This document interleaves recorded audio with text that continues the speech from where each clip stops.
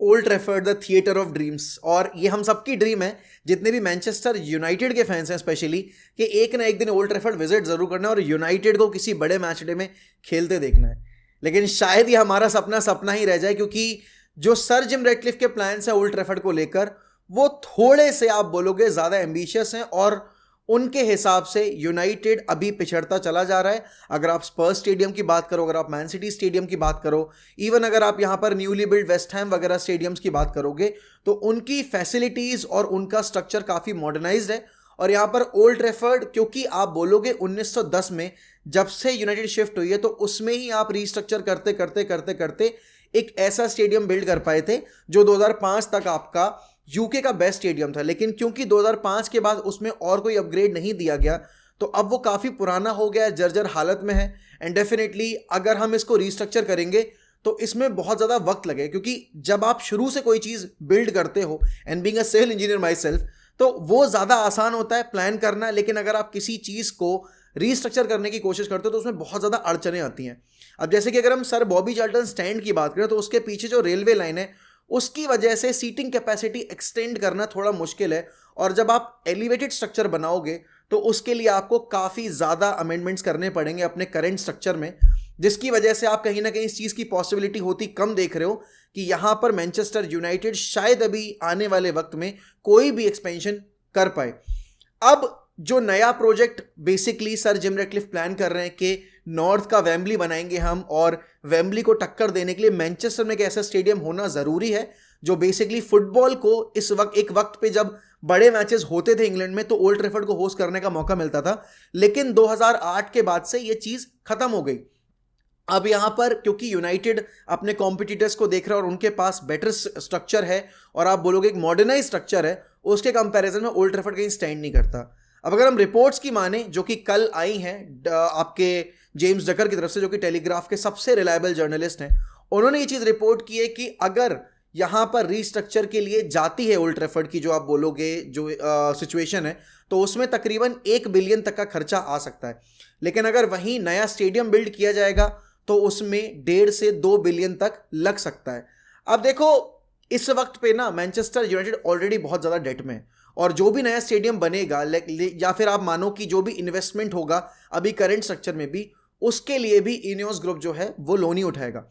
तो अभी ऑलरेडी हम एफएफपी के आप बोलोगे जाल में इतने कसे हुए हैं जिसकी वजह से हम साइनिंग्स वगैरह नहीं कर पा रहे, तो उसके बीच में ये रीस्ट्रक्चर या फिर एक नया स्टेडियम बिल्ड कर पाना थोड़ा सा मुश्किल लग रहा है। लेकिन होपफुली हम इन चीज़ों को सॉर्ट आउट कर पाएँ और फिर डेफिनेटली हम इन पर वर्क कर पाएँ। अगर मैं अपना ओपिनियन दूं तो डेफिनेटली मैं बोलूंगा यहाँ पर कि जो मैच डे गोइंग फैंस हैं उनका जो ओपिनियन है वो ज़्यादा मैटर करता है। अब देखो मैं यहाँ पर बैठा हुआ हूँ, आप यहाँ पर बैठे हुए हो, हमारे मायने में हम बोलेंगे कि यार नया स्टेडियम बनेगा, वहाँ से जो रेवेन्यू है वो सेल्फ सस्टेनेबल होगा, क्योंकि आप जो ओल्ड ट्रैफर्ड है उसको एक म्यूजियम बना सकते हो, तो आपके 2 सोर्सेस ऑफ रेवेन्यूज जनरेट हो जाएंगे।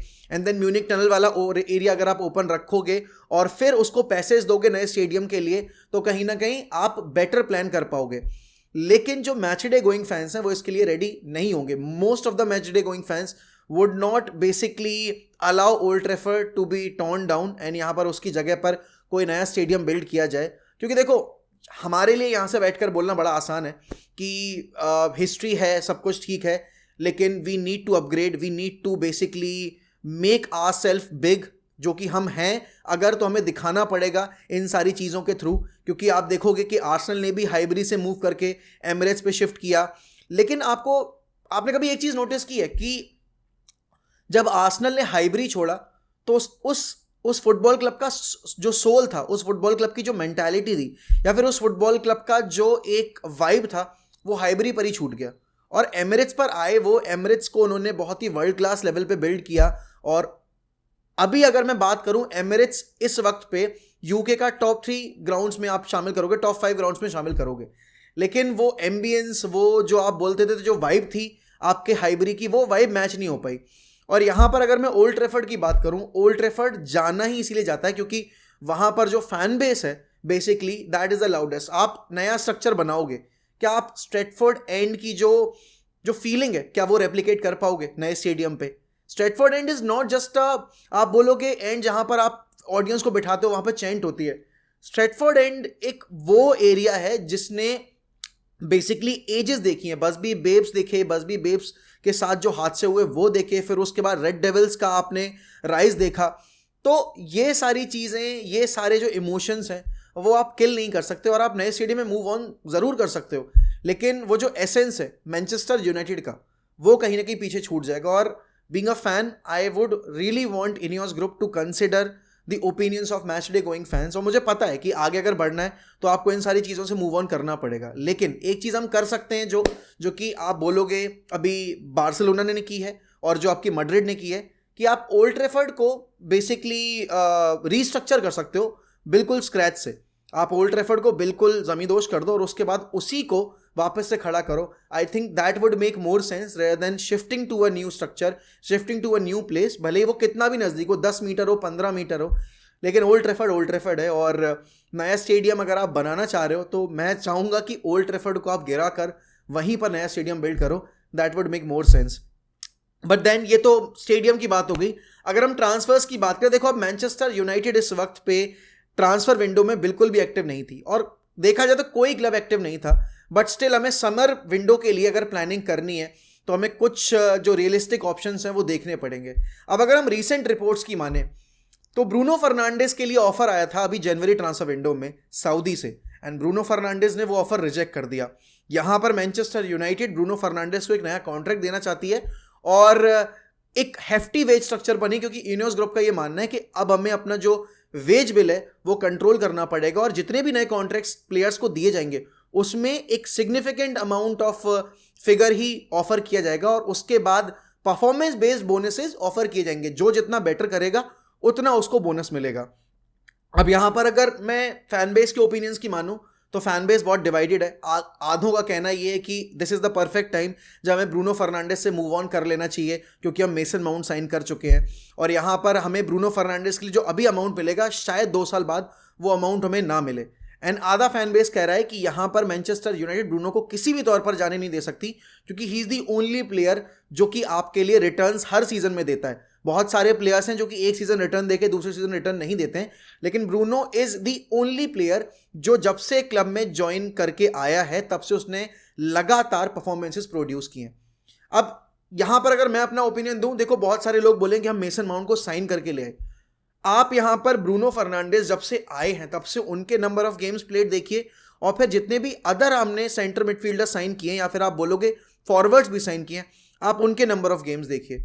ब्रूनो आपको भले ही हर मैच में 10 on 10 परफॉर्मेंस ना दे, बट वो आपको एक चीज़ की गारंटी देता है कि वो आपके 38 के 38 प्रीमियर लीग गेम वीक्स के लिए अवेलेबल रहेगा for selection, and that too 90 minute खेलने की कैपेसिटी रखता है।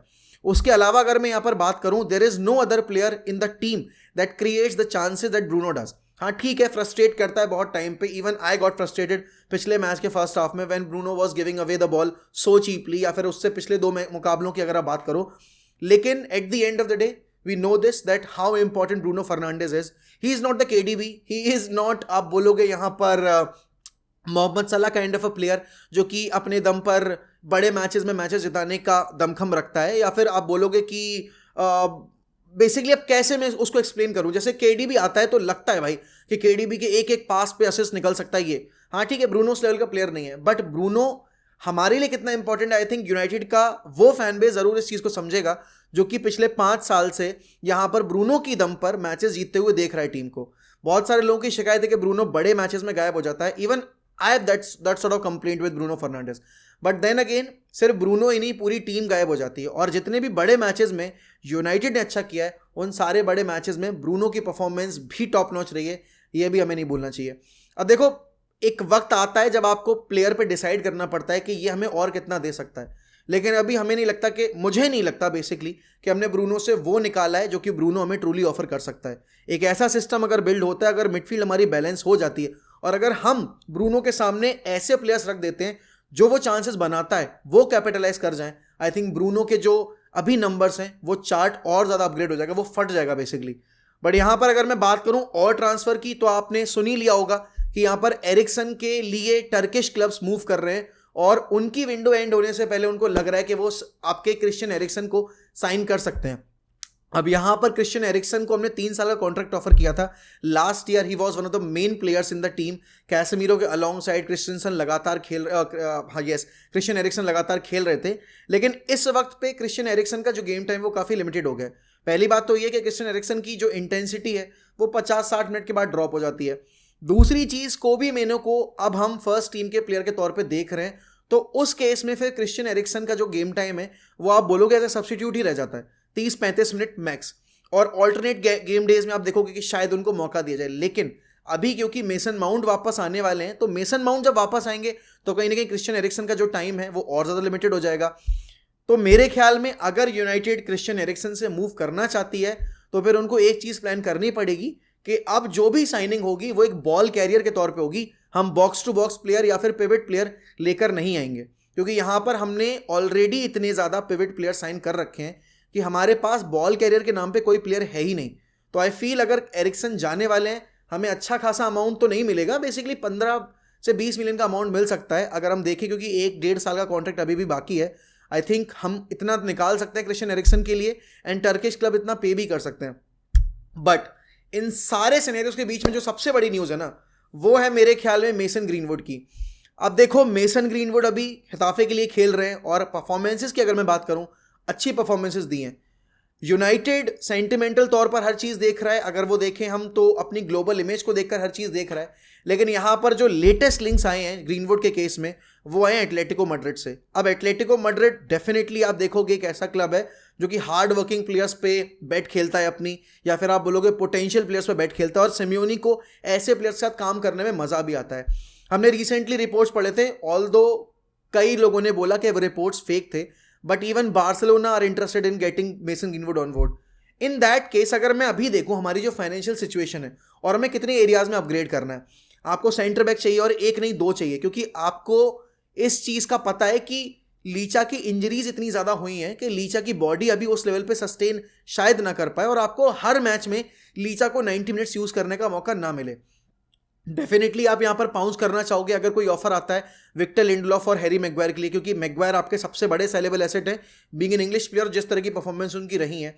तो आपको कम से कम 2 सेंटर बैक तो चाहिए ही चाहिए। अगर आप यहाँ पर देखो कि एक लीचा का बैकअप और आपके मैग्वायर के सेल करने पे उनका बैकअप, उसके अलावा यहाँ पर अगर हम वैन बेसाका को सेल करते हैं तो आपको एक राइट बैक चाहिए, एंड देन डेफिनेटली मिडफील्ड में आपको एक साइनिंग चाहिए ही चाहिए। बात आती है जब फॉरवर्ड लाइन की, तो आपको पता है कि आपके विंग के तौर पे राइट विंगर्स जो है एंटनी और सेंचो, उनसे आपको मूव ऑन करना है और राइट विंग को आपको अपग्रेड करना है। आई गेट इट कि अभी गर्नाचो बहुत अच्छा खेल रहे हैं, बट गर्नाचो को भी आप हर मैच में 90 मिनट यूज नहीं कर सकते। इन that case greenwood is that player जो कि आपका राइट विंग खेल सकता है। आपके पास नंबर 9 का बैकअप नहीं है, Greenwood is a natural number 9 as well. जब आपके अकेडमी में एक ऐसा बंदा है, बेसिकली जब आपके पास एक ऐसा प्लेयर ऑलरेडी मौजूद है जो कि आपकी पे स्केल पे है, ऐसा भी नहीं कि आपको लेकर आना है और आपको उसको वापस रजिस्टर करना है, he is already been registered.